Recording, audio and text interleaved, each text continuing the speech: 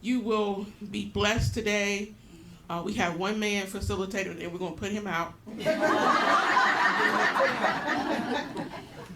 And so I will sit you down because Chris can talk, y'all. We'll be here till next week. He got 15 minutes. You said 20. Chris got 15 minutes. Now I gotta tell you 15, so when we get to 20, we all right. So we gonna let Chris come up. Listen, I don't want to be introducing you. Y'all introduce yourself. Y'all know who y'all are, don't you? Well, good morning. Good morning. Lord have mercy. She done put me out before I got started. That's when you know that's family. Only family can do that. Good to see you. Good morning. Good morning. It's good to be with you guys. I am. My name's Christopher Jones. I'm in the book. So I ain't introducing nothing. She done spent all that money on them fancy books. Y'all gonna read them. Okay? Everything you want to know about me is in that book. And this is top notch. So this is excellent. I go to conferences every single month, and this is high quality. Usually when I walk in, none of that stuff is ready. So this is impressive. Oh, no. Yeah, that's awesome. That is awesome. So, thank you for having me here. I appreciate you all being here. I've got a saying, and as I was coming down the road, I was thinking, man, I hope they're comfortable hearing white folks and black folks, certain terminology like that. But I forgot where I was going, I guess. So clearly the ice has already been broken. So let's jump straight to it. You know, we talk about race. We talk about economics. We talk about sexism and all the other isms and schisms. But I found that none of it's probably going to change until we treat women better. And we'll skip all the social and domestic stuff. I'm just going to stick to the economics. As long as women are, I think it's now up to 81 cents. It used to be 70 for like the longest time. But now I think it's up to 81 cents of the dollar compared to a man, right? So this is my thought to my sisters in the room, right? My expectation for white folks to treat us different or better is very low. Here's why. Because most white men aren't willing to pay their mama, their aunt, their grandma, their sister, or their niece an equal wage. So how could I ever expect them to treat me fairly if they won't treat their own mama and their own children fairly? So my expectation is extremely low. So that's where I start. I like to start in the beginning. So that way when we're having a conversation, I know what I'm working with. So if I'm already working with a power structure that sees everybody, even the place in which they were birthed, as inferior, I know that I'm working against some heavy odds, right? So what started our good United States of America? What started our economic development? It was two big ingredients: free land and free labor, right? And so in looking at those tools and knowing and seeing all the different programs and different energies that we've put into the universe to say we're going to make it a better place, and we look at the beautiful results from like the civil rights movement, we look at the various laws that have been passed and the leaps and bounds and strides that individuals have made, and we're like, man, we're really making it. And folks were really, really, really excited about the social reckoning that was happening in 2020.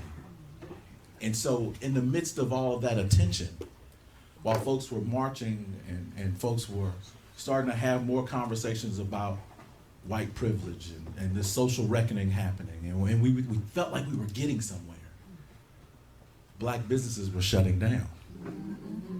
Female businesses were shutting down. Brown businesses were shutting down. And so while in my basement, I saw that 40% of African American businesses would not bounce back compared to their white counterparts at 17%. I also saw that We just didn't even know the numbers for our brown counterparts because they're so afraid to be a part of the system. We were not even sure what information to even go off of, right? But meanwhile, as an elected official, I have a resiliency group happening. Now, within this resiliency group, it's all white, predominantly, mostly all male. And we're coming up with resources and ways in which to save their businesses. And we're doing it. This is my job. I'm on the city council. And I'm very business forward thinking. So I don't care if you're black, green, purple, or blue, I need your business to stay alive in the city of Harrisonburg. And quite honestly, in the state of Virginia, that's important to me. So I'm helping these folks because they ask for help. We're coming up with ways to help them. We're coming up with ways to raise funds, get funds, whatever we need to do. But no one was helping people that looked like me. No one was helping my brown brothers and sisters with their businesses. And so I realized that it wasn't that folks weren't willing to help. It was twofold. I can't say that we designed the system to be a welcoming place because the system was designed to take advantage of us, right? So black and brown people were supposed to be the capital for the system to generate off of, to create capital for other people. It was never really presented in a way that, no, you should flourish in capitalism. And so all of that background to let you know that I'm one of the founders of a black and brown business growth program called B Cubed. B Cubed stands, we call it B Cubed because it's my vision that we will exponentially grow and expand black and brown businesses, right? And so we got the 3 B's, exponent, B Cubed. You got it? There's your math class for today. All right. And so that's where we are. So we provide technical assistance. We provide marketing help. We provide coaching and mentoring and various one-on-one sessions, whatever is needed to meet people where they are. If you need a lawnmower, I'm going to buy a lawnmower for you. If you need a computer, we're going to buy a computer for you. The idea was that the people that were once capital would be what? Given capital so that they can move forward. And so I sat in my basement and tried to figure out who can help me with this vision. And we had talked and kicked around other things before back in 2018, 2019, but now we're in a place where we really got to move. And so the beauty of it is it was all white folks that helped me. So our Harrisonburg Downtown Renaissance Executive Director, Andrea Dono, main component, she helped to build a framework that we've used in Harrisonburg before called Bricks and Clicks, where we help either the physical structure, that's the bricks part, or the digital footprint of what a business looks like, that's the clicks part, right? So we took that framework, made that part of who we are. You know, you got to be careful with government when you're talking race, Madam Mayor, right? But you can talk real loud and bold when you're talking economic development, right? And so I was able to tie in one of my assistant economic development director, Pierce McGill, and he's able to lead that charge because now we've got a whole new pipeline of businesses that are coming into the city of Harrisonburg, or that are flourishing, that are black and brown, that is part of his job description, right? So it's about reshaping the tools. You know, I'm not a fan of the saying about using the master's tools, because I want to use them to do something else to the master. But there's no need in wasting good tools, right? And so that's an example of using a tool that's already there. Another large tool that was there is our Small Business Development Center. And so in working with Allison Dugan in the Small Business Development Center, we've been able to create a pipeline for her because they had struggles and challenges with communication, with reaching out and getting communication back from black and brown businesses. And so we've created this core network. There were others that came and went along the way, okay, that we have partnered with and worked with and helped with. But that's our core 4, right? I'm telling you this story because of this. Each of you came from somewhere else. I heard the various shout outs. But I'm here today to make sure that you're using folks like me to better equip folks like us.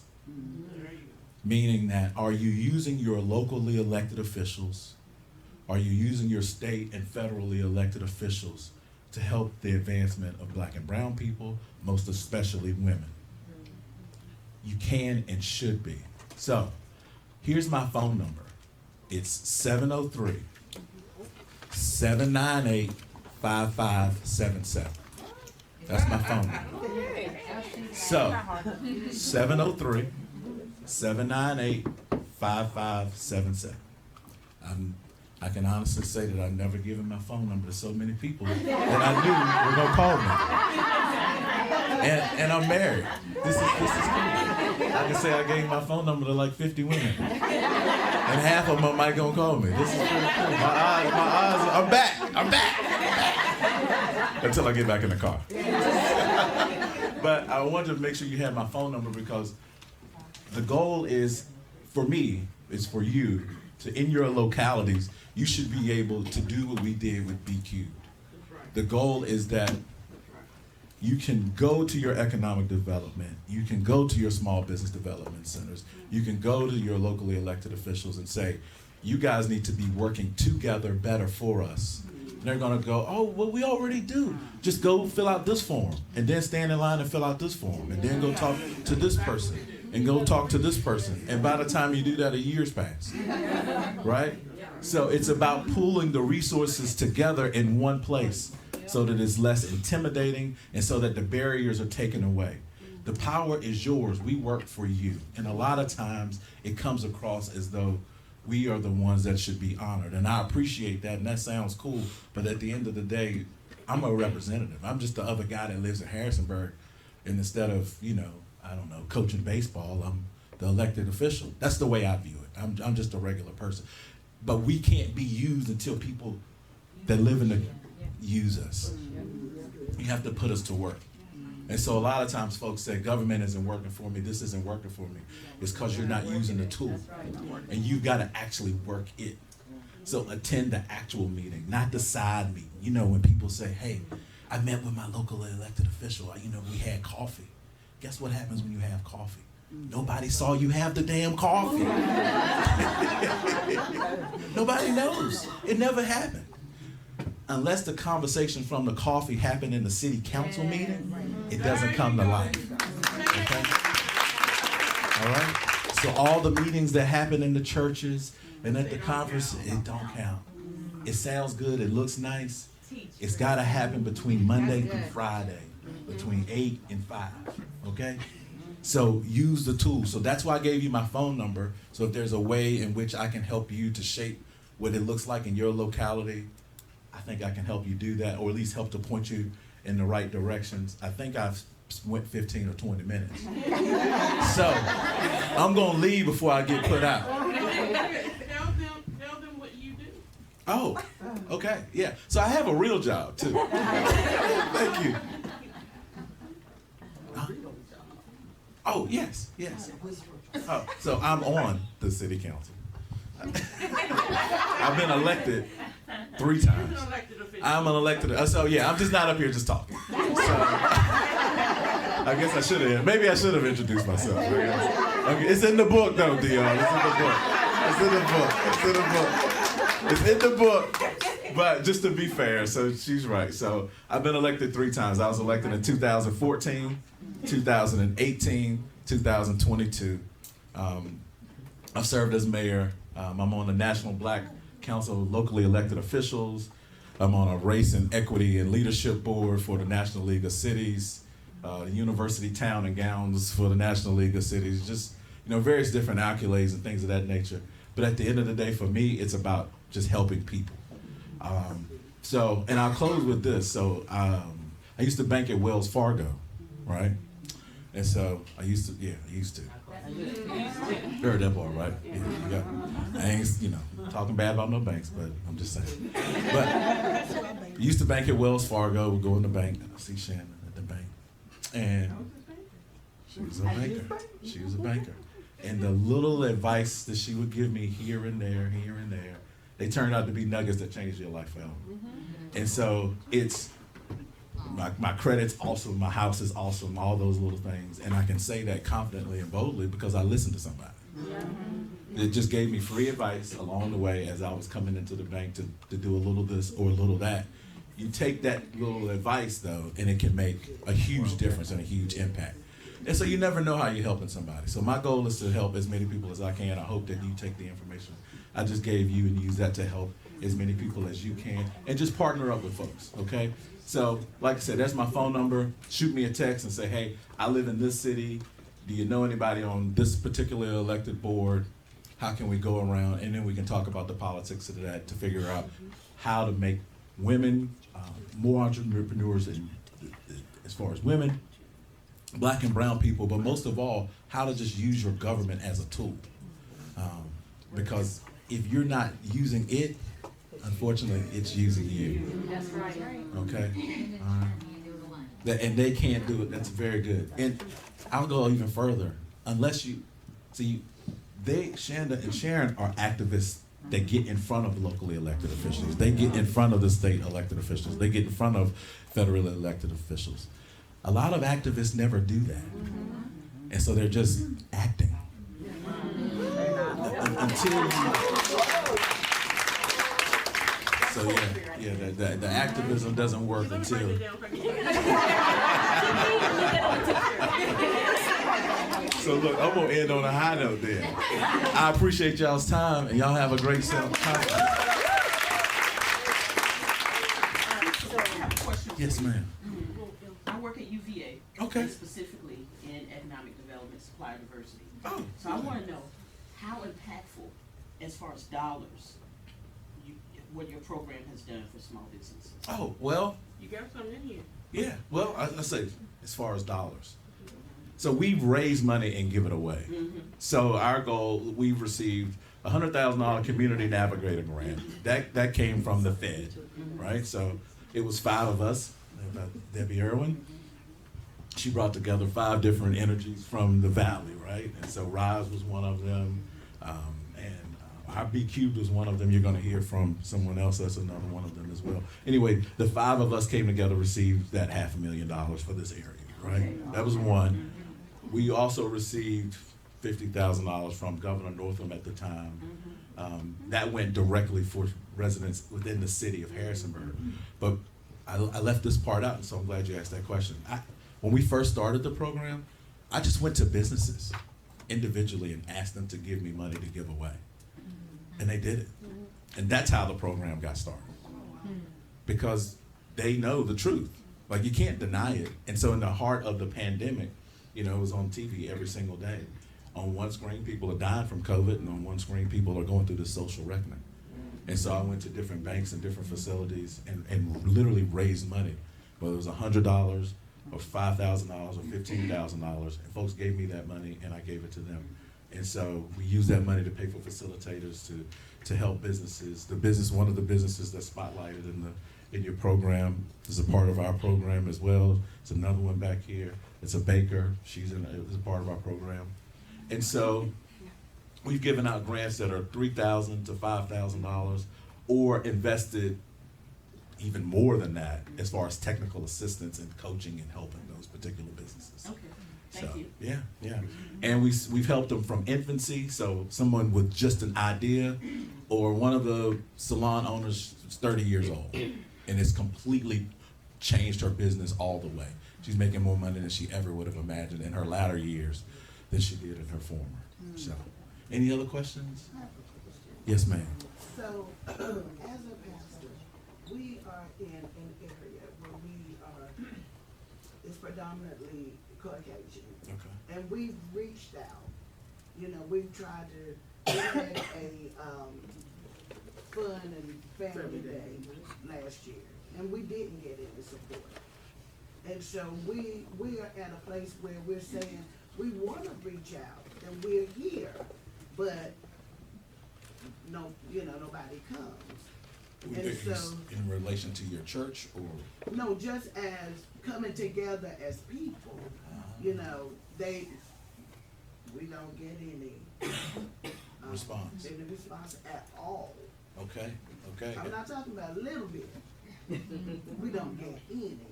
So I'm thinking of, meeting with the mayor and saying, hey, what can we do to try to bridge this gap? Because we're here not just for the church part of it, But for other things, you know, we're trying to, the area that we're in, there's a lot of, it's just a poor area, to be honest. There's a lot of poverty, but they still won't reciprocate what we're trying to put out, Sure. you know. So my suggestion would be this. I would start with some of the white pastors. I found that there's less debate where you can find things in common with someone.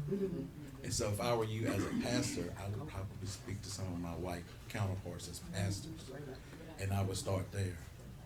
And pull in, ask for certain white business owners and black business owners and white pastors and yourself and other African American pastors to try to come together that way.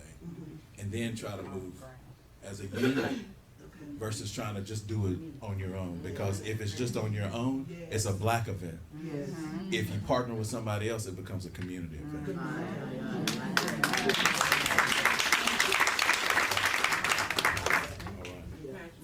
Yeah, hey, I'm good.